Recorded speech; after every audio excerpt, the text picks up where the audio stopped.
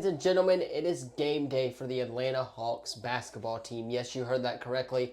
The Atlanta Hawks, your sixth seeded Atlanta Hawks, might I add, are back in action tonight against the Memphis Grizzlies. Nickeil Alexander-Walker coming off an incredible game. Daniels, coming off an amazing game as well. Looking to make it 2 in a row, starting a new streak against the Memphis Grizzlies tonight, and can also inch closer to that 5 seed in the Eastern Conference with a win tonight in the NBA. So that is what is happening. What's going on, everybody? Welcome back to, of course, the Sports Lovers. First, I want to say thank you for 400 followers on YouTube, or subscribers on YouTube. It's absolutely wild to see that, but we are trying to grow, so we're posting more shorts, all of that sort of short form news content, all of that stuff. So hit that sub button, leave a comment down below.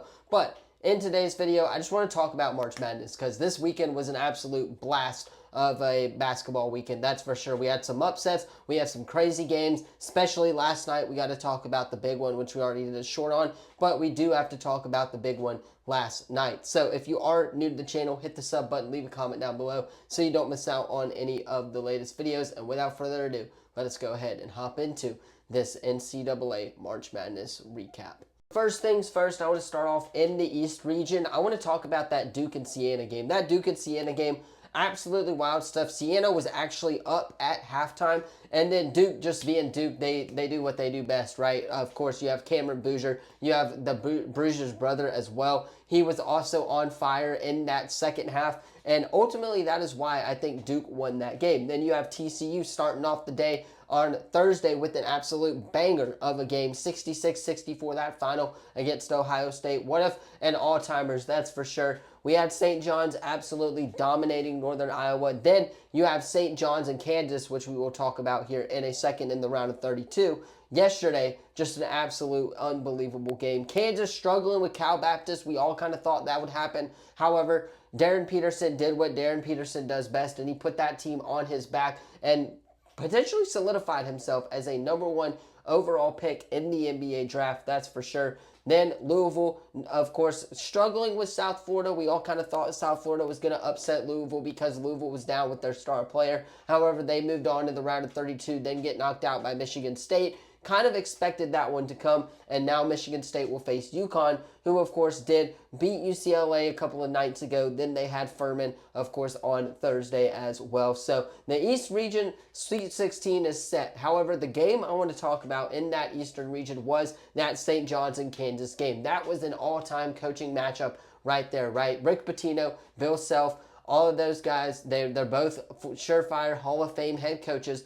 Darren Peterson, trying to up his draft stock even more by playing against a team like St. John's, who plays really good defense. They are a physical basketball team. St. John's, the game-winning layup, I believe the dude who shot the game-winning layup didn't have a single layup all season or something like that, which is absolutely wild to see, but St. John's gets the job done against Kansas, and they will move on to, of course, the next round. Now, let us go into the West, where it was kind of what we thought it was going to be, right? Arizona beating Long Island, Utah State upsetting Villanova. By the way, might I add, every 9 seed beat an 8 seed this weekend. Absolutely wild stuff. Utah State 86-76 over Villanova in that game. Then we have the upset of the weekend, if you're asking me. High Point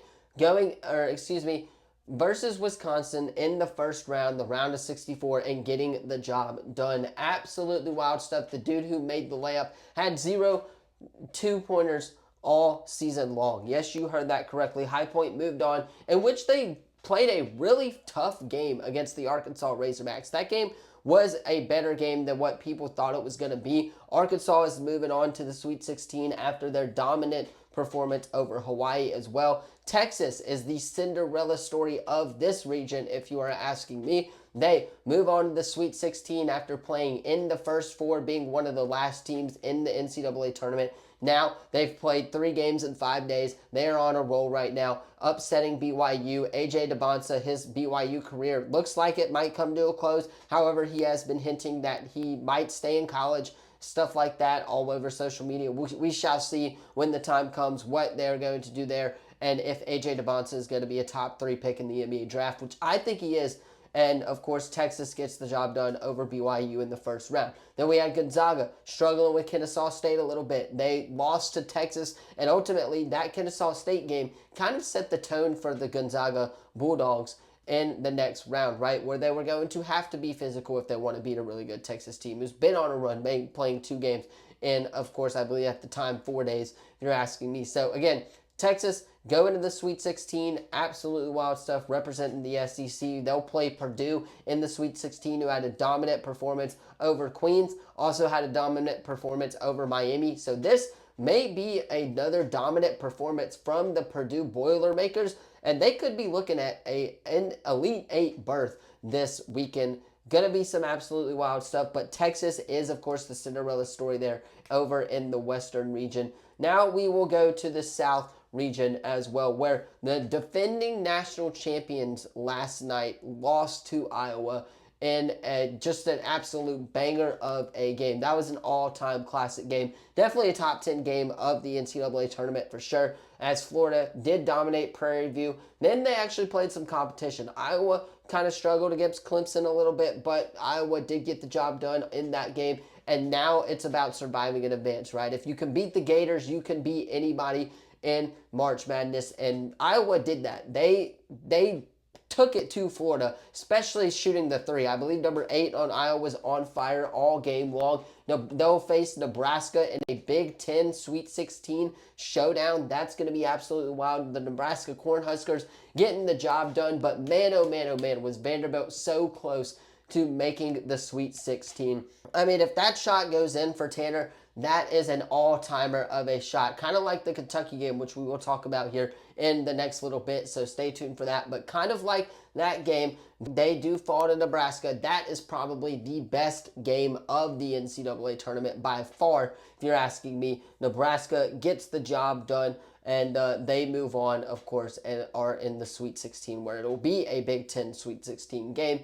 Then we have North Carolina absolutely selling a 19-point lead to VCU. Yes, you heard that correctly. North Carolina does not get the job done this year. VCU, of course, gets the win. They moved on to the second round, where they did struggle with Illinois, and the Fighting Illini are on to the Sweet 16 there. But North Carolina, Hubert Davis's future with the program is in question, and there will be talks, according to On3, about Hubert Davis's future with the North Carolina Tar Heels basketball squad. That's for sure. Illinois didn't have too much of a problem getting into the Sweet 16, so we won't talk about them for a little bit. Texas A&M, though, they moved on to the second round. It was a little bit of a close game for Houston there in that first half, but in that second half, Houston put it on them, and they will pretty much be hosting a Sweet 16 game against Illinois and an Elite 8 Illinois, or an Elite 8 game as well, versus the winner of Iowa and Nebraska. So that's going to be really fun to see. And then, of course,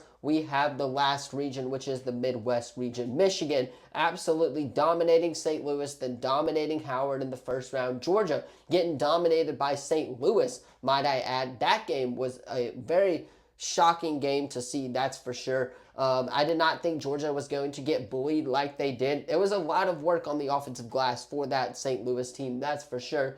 Texas Tech gets the win over Akron. Then they fall to Alabama, who last night they shot threes, man. I mean, that's pretty much all it took for them to win that game. With Obi Toppin being out for the year, of course, Texas Tech was going to have to find ways to score against a really good Alabama team, but they do not, and Alabama will face Michigan in the Sweet 16. And that's going to be a good one, because those two schools usually go up against each other in football. Now they're going to go up against each other in basketball in what should be an absolute shootout of a game now on Thursday or Friday night, rather. That's going to be so much fun. Can't wait for that one. Then we have Tennessee advancing to the Sweet 16 over Virginia. That game was a banger as well. There were a lot of really good games in this NCAA tournament. We had Virginia winning, of course, against Wright State. Tennessee getting the job done over Miami of Ohio. I saw where Miami of Ohio's coach and another one of the mid-major coaches of the NCAA tournament were talking about how they can't schedule Power 4 teams. So maybe that is going to change here very, very soon.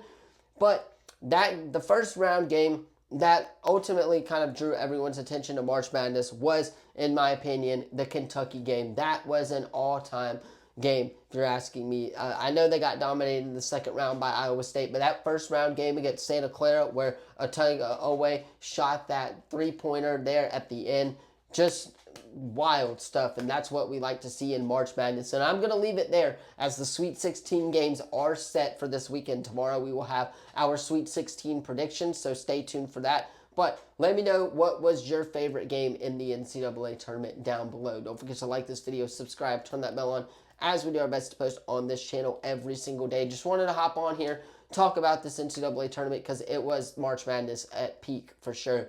And it showed in the views and the ratings, which I believe peaked at 12.5 million this weekend. So again, lots of good stuff from March Madness, that's for sure. Hit that sub button, leave a comment down below so you don't miss out on any of the latest videos, as we are on our way to, I believe, 1,000 subscribers now, because we are now at 400, which is absolutely wild to see. Thank you all so much for that.